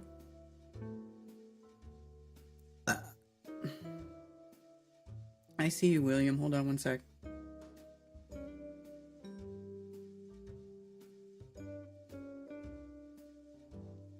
Thank you for calling Coffee Talk. You're on with Karen B. Hey, Karen, can you hear me all right, or is it too tinny? It is tinny, but I can hear you. Hello? Yeah? Can you No, hear I was me? just seeing how the sound was. I'm in another vehicle, Uh-oh. so I didn't know if it sounded horrible or not. I could take it off feature and step outside. How's it going? All right. What's going on? Oh, just your talk. I've been listening since I left for my deliveries for about 40 minutes, 15 minutes now. And the homunculi thing was very, I guess, piqued my interest too. And I just had a few thoughts on that. I heard Dennis talk about it a little bit. I think that was Dennis, if I remember correctly. But Amos, the book of Amos speaks about God's judgment on 3 times that God's creation took it upon themselves to be creators. And are you familiar with those scriptures? Or I wonder if Jack... No. What scriptures now? Hello? So, Amos. Huh? It's one of the smaller prophets in the Old Testament, the book of Amos. Oh, okay. Yeah. That speaks about the giants. So it talks about God's judgment in the 3 times when first the sons of God came down to the women, and that's when the giants were born. So he judged those. He judged Sodom and Gomorrah, and then I think the next one is in the end about, it refers to the Antichrist. So if they really figured out a way to make living beings from blood, or what you guys were calling the homunculi, I think what makes them an abomination is that their souls do not come from God himself. And so that's why the judgment was so severe. And then the fact that Satan talked about, I think, a third of the angels in going with him in rebellion against God. So those 3 judgments stand, and to me, it's just showing that the scriptures are coming true.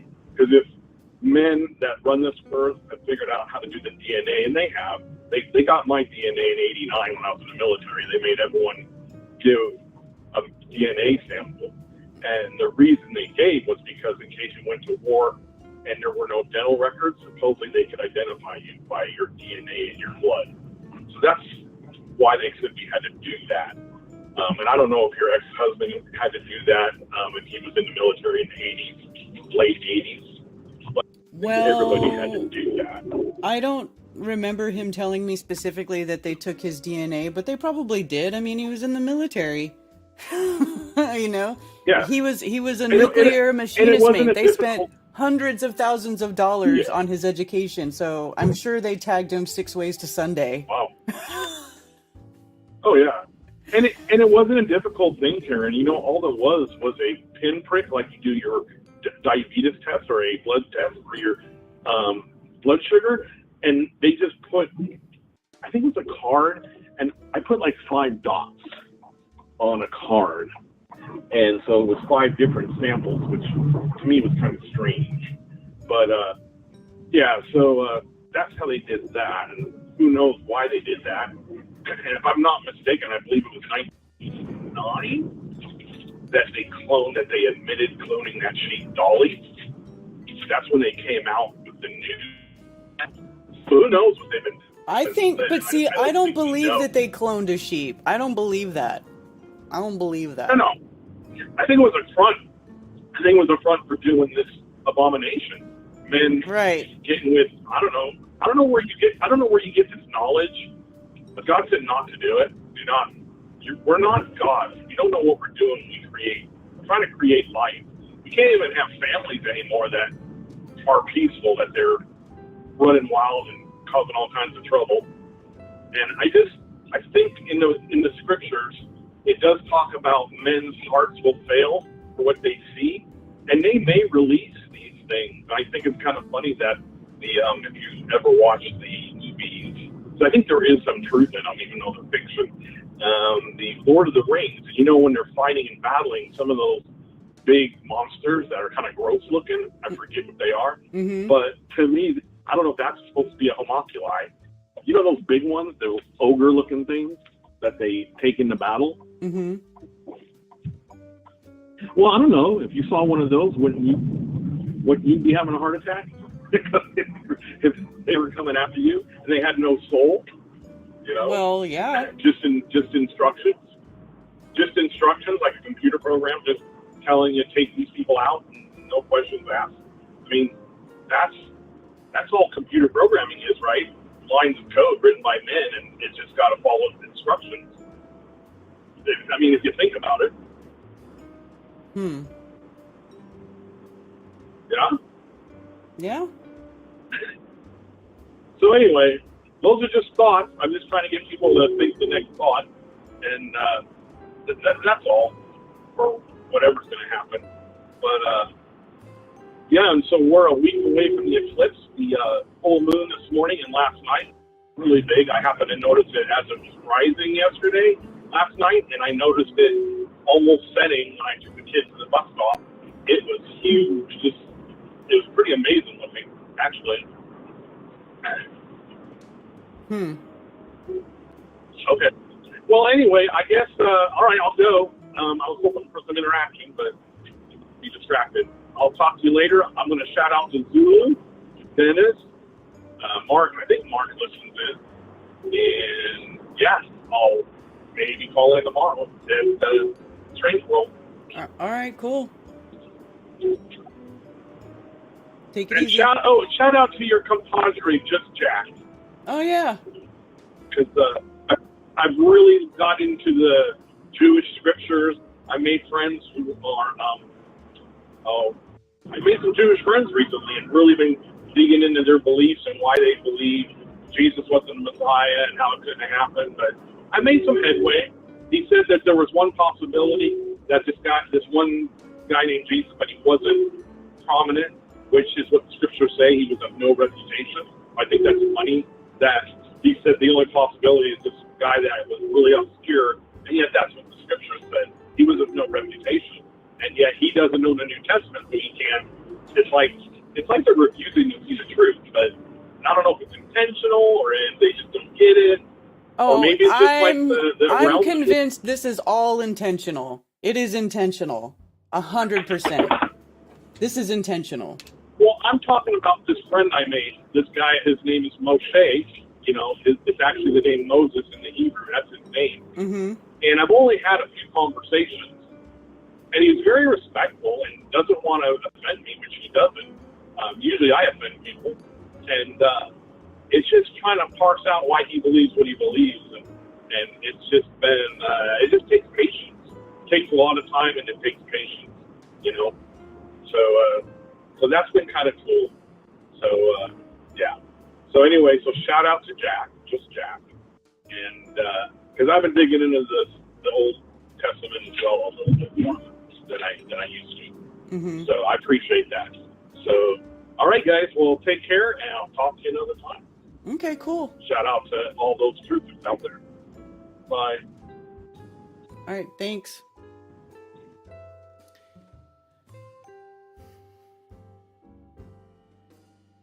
Yes, they and Gods and Giants came about the same time.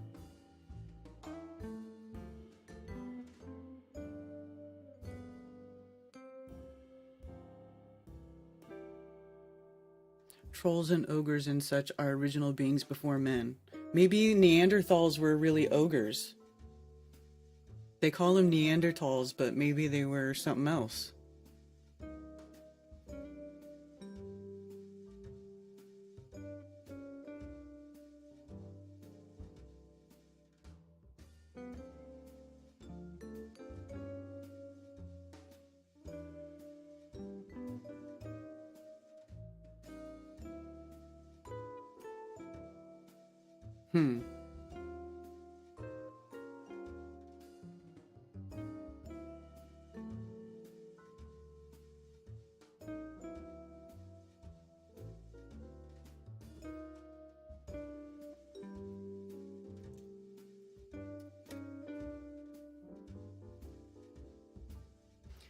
All right, well, I'm going to take this moment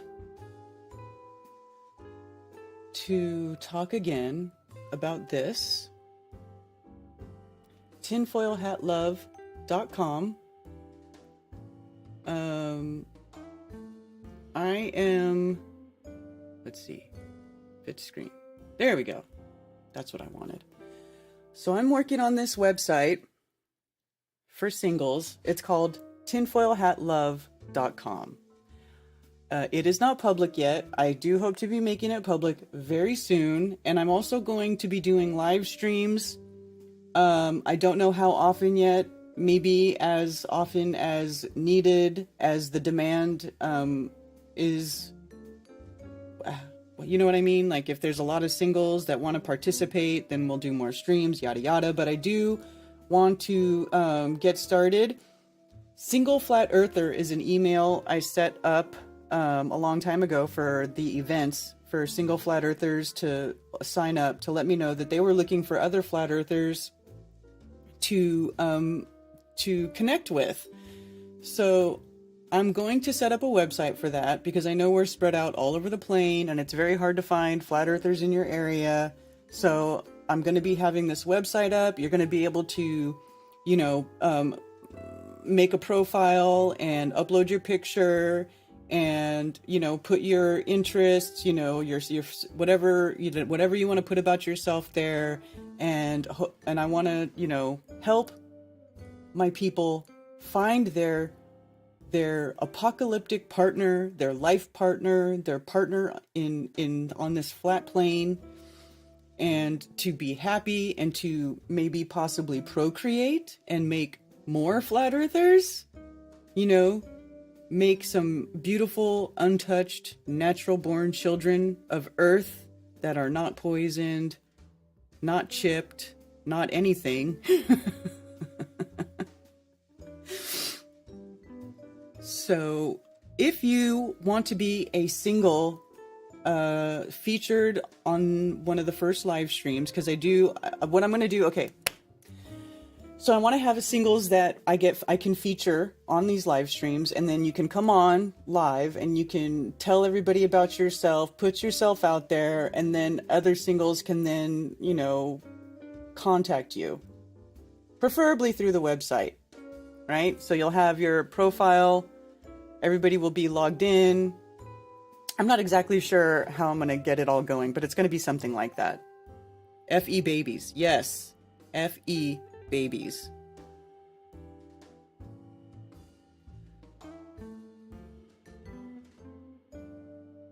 Said you can't do anything prescribed or not.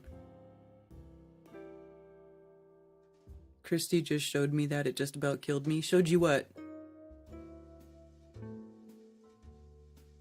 Oh my god.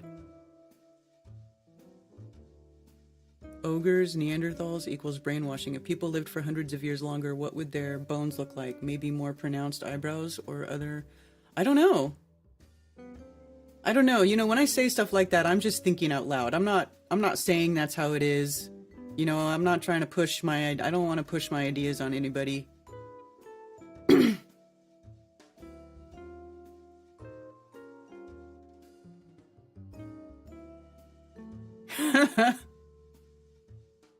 So anyway, if you want to be a featured single, one of my first featured singles, you can email me at the email singleflatearther@protonmail.com, and then maybe put in the subject featured single or live stream, something to that effect, and let me know that you would like to participate. You will have to go on camera. You will have to show your face. You do have to basically, you know, I'm not going to do any of this. I'm not, you know, I'm not playing any games. If you want to put yourself out there, you put yourself out there, and we can, you know, hopefully help people find their flat earth ride or die.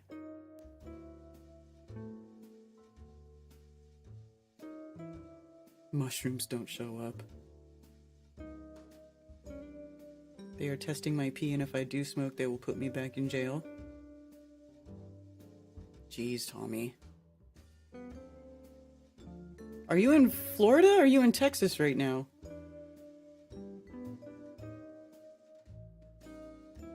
Oh yeah, Tony, you told me that. Tony, you're on my list. I got you. Tony, you are. I will feed you. Yes.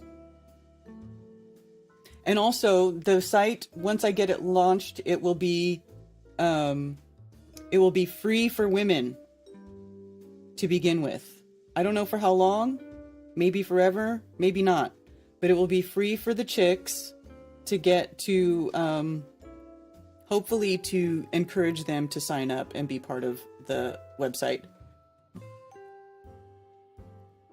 So that's what's going on. That's what I'm doing. That's what I'm working on in the background is tinfoilhatlove.com. I really have been wanting to do this for a long time. I actually bought that URL probably 2 years ago, and I just hadn't had time to work on it or do anything with it or really know what to do with it. I just know I wanted to do it. So now I'm actively working on it. And so let's get this going, man. Let's get some Flat Earth singles parties. Maybe we can do some singles events. That would be cool. If we get enough people in an area, we could do maybe like small singles events in different places. So yeah, that's what's up. I hope flat ladies, I don't know.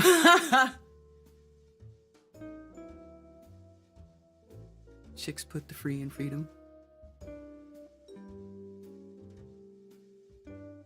You're married, but not to a non-FEer. Well, that's not always a bad thing.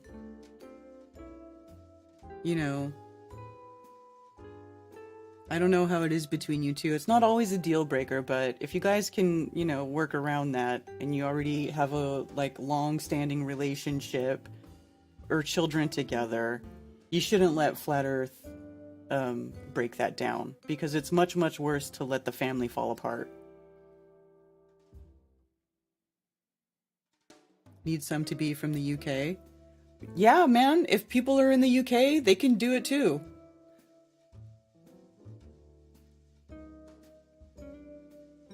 No children, 2 cats. You just don't talk about it anymore? Yeah, I hear ya.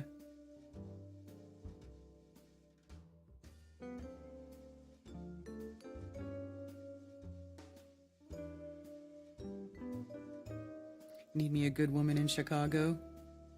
Yeah. And so then, and of course you guys are going to have to, you know, put whether or not you're willing to move or relocate, because that's probably what will end up happening for most people. Somebody's going to have to relocate if you guys are far apart, because, you know, you can't be staying far apart if you want to be together. What is a Portuguese butt? I'm Portuguese.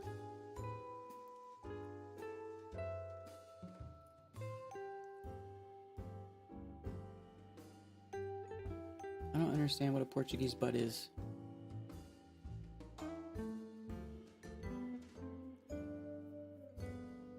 All right, you guys. Well, I'm going to wrap it up.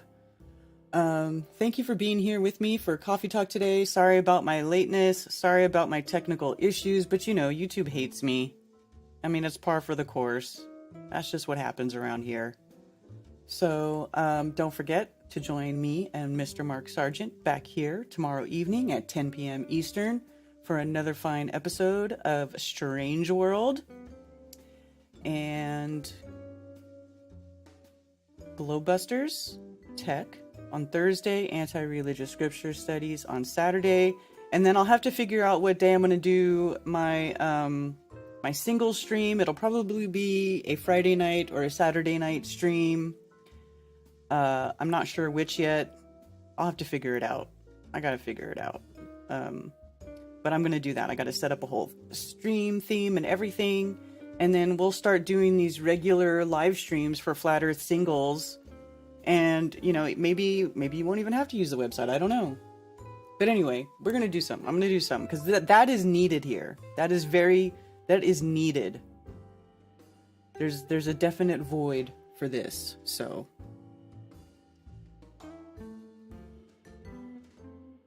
Hormones make people crazy. This has been that's why when they're messing with these kids' hormones, with these hormone, you know, treatment therapy, they go crazy and they start killing each other. All right. So anyway, thanks for being here. Much love, y'all. And we will see you soon. Do I have anything else? Anything else? Anything else? Going once, going twice.